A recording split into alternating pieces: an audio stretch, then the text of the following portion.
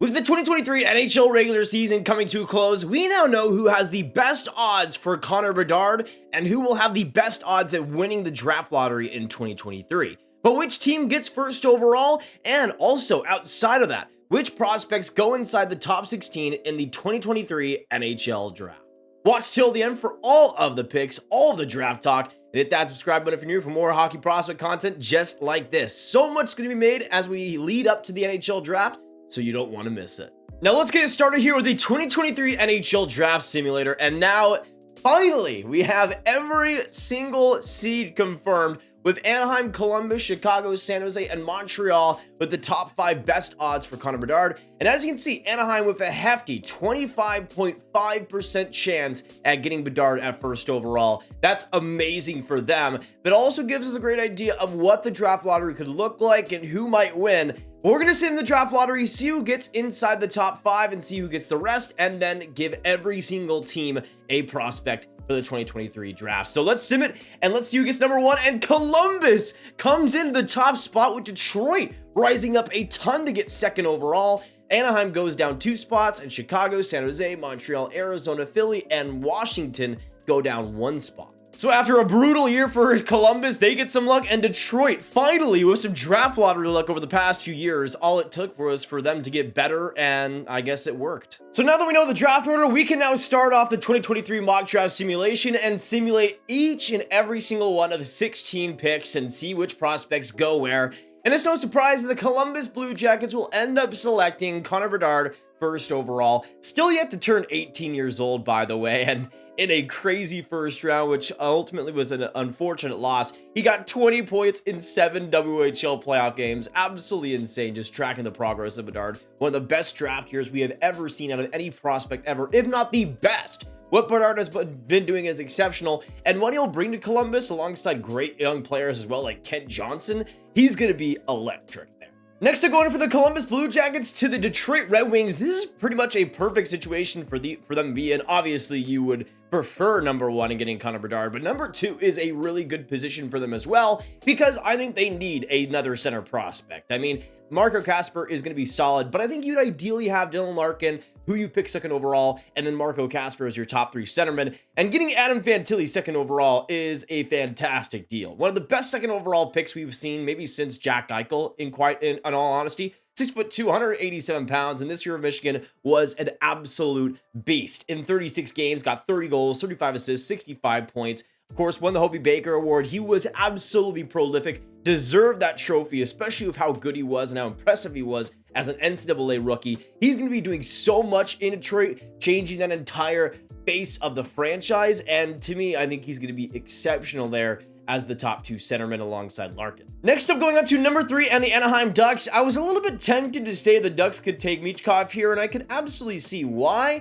But I think also with the playoffs that Leo Carlsson has had, I think the Ducks go that way. And when we look at him, 6'3", 194 pounds. With Carlsson, there's a lot to like with his frame, how he uses it with his skating. And even though he's not the greatest accelerator, he uses his body in really good ways. And I think, especially in top 2 center role, maybe even first line center role, he could do a lot of different things for you. You can see in the SHL playoffs, he has 9 points in 13 games. Has been fantastic there. One of the most productive SHL playoffs we've seen out of any draft year player ever. He's been great there and getting even more confident in his skill. And I think with Anaheim, even though I think they maybe prefer a bit more of a goal scorer than Carlsson, still, I think his shot can bring a lot to the game. And once he improves that, I think he's going to fit into Anaheim perfectly. Next up, we go from the Anaheim Ducks to the Chicago Blackhawks, and my pick for them is Matvei Michkov, and this is unfortunate because Michkov is absolutely going to tear things up with Chicago. But hey, at least it's not Connor Bedard, I'll just say that. But you see with Michkov in the KHL, with what he was able to do with Sochi in 27 KHL games,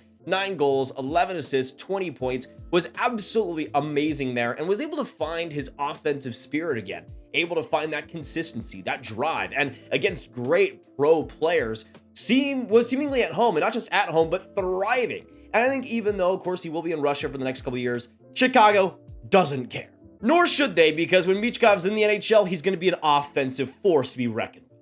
Next up, let's go on to the San Jose Sharks here, and this is a pick that I could honestly see go all over the place. But I have a feeling with how little defensemen they've drafted over the past few years that David Reinbacher will end up being the guy for them. Kind of a Moritz Seider like rise, and depending on how he does in the World Championships, I think he'll do great there, which could lead to a pick as high as 5th overall. But with David Reinbacher, there's a lot to like that's kind of similar to Moritz Seider. He's not exceptional in any one direction, but he uses his mobility, he uses his size in a lot of good ways, and I think there's a lot of rawness there, but a lot of potential in terms of the two-way solid skating game. You can see in the National League this year, and a pretty underrated league, 22 points in 46 games and 2 points in 3 playoff games as well. I think he's going to do great in the World Championships, but again, that mobility and that quickness and just the overall brain on him is quite solid. Nothing that's spectacular, but as a middle pairing guy, I think he's going to be great for San Jose. Now going on to the Montreal Canadiens, and San Jose's pick is all over the place. Montreal's, we kind of have a little bit of an idea, but also Montreal's kind of funky, so we also have no idea. There was the rumors of them liking Reinbacher and Dvorsky. I don't know if they go for Dvorsky this high, and I think it will end up being Will Smith. I think if the Habs maybe had 8th, 9th, and 10th overall, then Dvorsky would be their pick. But I think if Will Smith is available, they will end up taking him. He's one of the most creative players in this draft class, and even though that goes to a little bit of his detriment sometimes where he takes risks that he probably shouldn't, the brain on him, the offensive mindset is really interesting, and really, again, that creative floor is exceptional. You can see in the USDP and the USHL how dominant he was at both levels, and he's going to go to Boston College next year. I think as a creative top 2 centerman, he's going to be a really fun player to watch in Montreal, where you could have maybe Nick Suzuki as a more dependable center, and Will Smith maybe as a more gunslinging guy. Next up, let's go on to the 7th overall pick in the Arizona Coyotes, the first of 2 inside the top 16 for them. Of course, with the Senators not moving up to the top 5, they'll get the first round pick in the Jacob Chychrun trade. But next up, for 7th overall, I have them picking Colby Barlow. Now, with the Coyotes, they like to have this mix of skill as well as great potential and physical play. With Colby Barlow, he's been exceptional for Owen Sound this year. You can see in 59 games, he has 46 goals, 33 assists for 79 points. Not so much the same type of dominance, but still 3 goals in 4 playoff games for Owen Sound. And I think he's going to do great in the U18s as well. But he just got that determined mindset. He's got a lot of great intangibles. And that goal scoring ability, he's able to get inside these small little spaces and create little tiny space for himself so well. And I think the Coyotes will definitely be looking for that as they have playmakers like Logan Cooley coming up. On the left side, having Gunther and Barlow is going to be quite fun to see. Or I guess you could maybe have Gunther on the right side since you already have Keller and Mikhail on the left. There will be a lot of different ways they can play them, but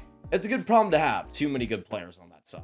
Now going on to the 8th overall pick and the Philadelphia Flyers. Next up, I have them selecting Ryan Leonard. I think I have the same result in the last mock draft, but to me, he's such a perfect Philadelphia Flyer. The only thing that might hold this back is just his size. They might see him at 5'11" and then be discouraged, which they shouldn't whatsoever. Even though I wouldn't have Ryan Leonard at number 8, I can definitely see why he would be here. As a middle 6 player going in the future, there's just so much to like there. The brain on him is exceptional. And when he does want to turn on the jets and bring some acceleration, he can absolutely play drive when he wants to. There's a lot of different styles that he can bring to the game, and you can kind of mold him in a lot of different directions. He has a lot of skill in a lot of different areas, and I think the Flyers would really like that. You can see how well he's done in the USDP this year. Going to Boston College, he's going to be a huge part of that program next year, maybe alongside Cutter Gauthier. That's going to be so fun to see. Now on to the 9th overall pick and the Washington Capitals here. This is an interesting one, of course. The first playoff miss they've had in a long time, and the highest pick they've had in a really long time as well. I think they'll go for Winnipeg ice forward Zach Benson. You can see also like Bedard, still 17 years old, but just doing amazing things in the WHL this year. Even if Bedard has definitely outshined him, you can see in 60 games, Winnipeg has 36 goals,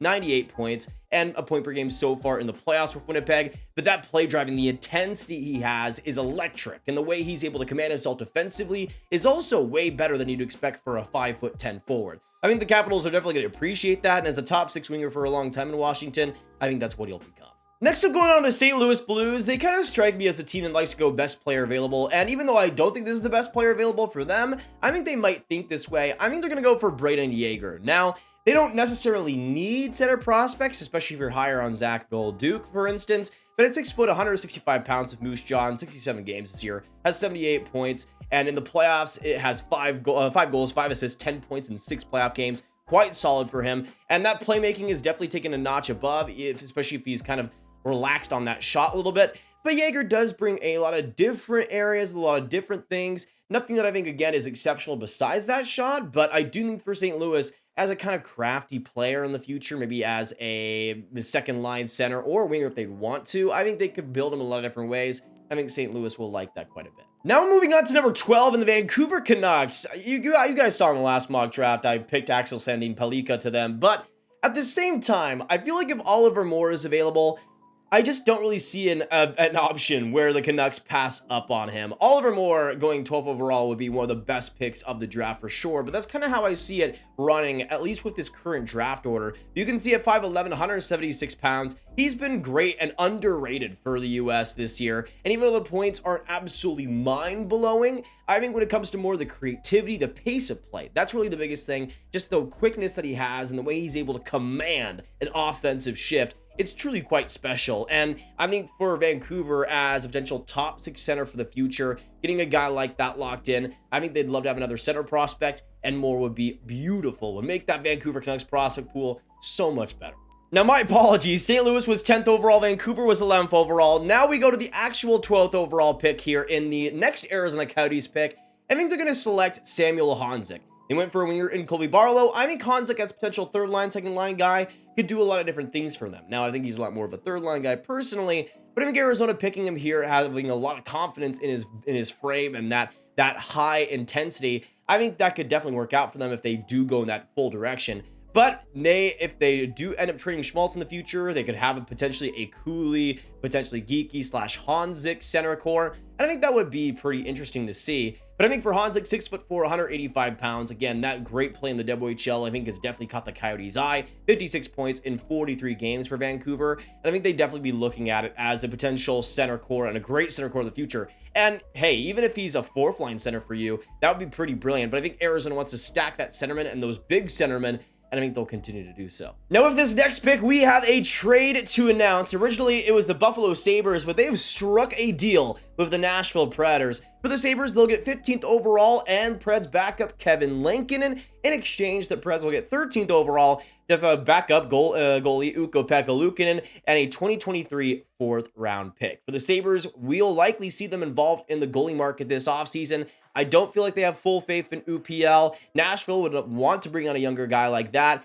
Kevin Lankinen, even though he would be a big loss for Nashville, I think they're definitely going to target a higher pick and getting a 4th-round pick on top of that. They're in full rebuild mode. We know that, and the Sabres want to upgrade goaltending. Kevin Lankinen would be brilliant for them. So with that 13th overall pick, the Nashville Predators end up selecting Axel, Sandin, Pellikka, a defenseman who I think would be amazing on that Preds defense. They haven't drafted a ton of defensemen recently, but they aren't afraid to draft Swedes. And at 5'11", 181 pounds, trying to replicate some of that European magic. You can see in the SHL this year, in 22 games, has 5 points and was solid at the U20 World Juniors for Sweden, eventually being in their #1 defenseman by the end of the tournament. But he's been fantastic in that puck moving, in that great mobility direction. He's a guy that can outweave anybody when he wants to. And overconfidence can burn him a couple of times here, but the talent level is fantastic. And for the Preds, I have full faith that they can unlock.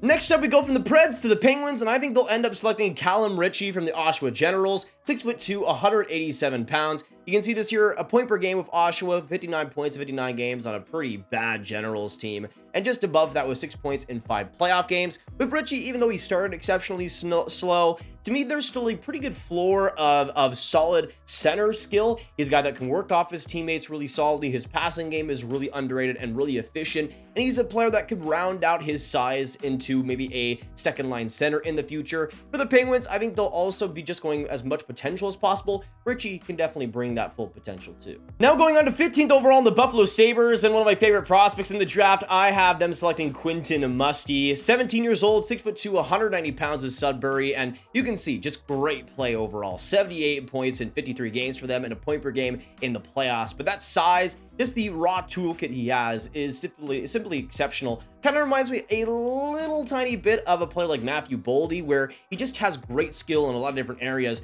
but that size is a huge part of things. That physicality, the way he's able to block opponents away from from the stick and puck possession, just a lot of different things that I think will translate to the NHL level. And just as a floor of a middle six power forward, I could absolutely see Musty being that. And on the Sabres, that's kind of exactly what I want them to go after. Now moving on to number 16 and the last pick of the mock draft for the Calgary Flames, I think they'll end up selecting Dalibor Dvorsky. 17 years old, not turning 18 until June. You can see he's played mostly in the Allsvenskan this year, getting 14 points in 38 games and 0 points in the qualification round.